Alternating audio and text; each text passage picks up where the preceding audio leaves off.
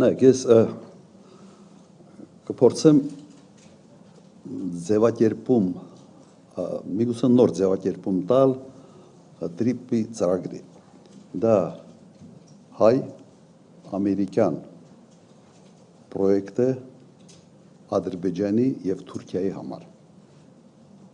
Երևի ամենից ճիշտ ձևակերպումը սա է։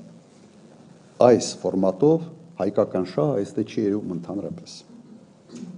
Հայաստանը նույնիսկ կողմ չի այստեղ, այլ դառավ կիսակողմ։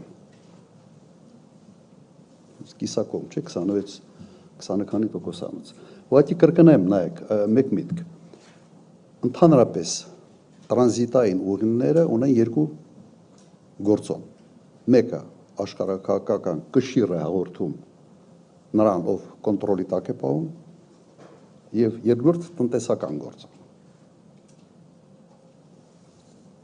Հիմա Միացյալ Նահանգներին տալ այդ բաժնեմասը, այսպես ասենք, եւ ազդեցությունը,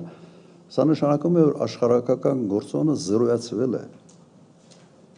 Հիմա այդ տոկոսային հարաբերակցությունը նշանակում է նաեւ տնտեսականն է գրեթե զրոյացվել։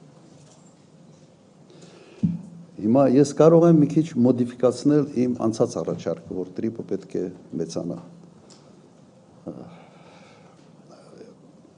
Ձևակերպումը հետևյալ կերպ կտամ։ Հիմա կարող են լինել երկու տրիպ։ Տրիպ 1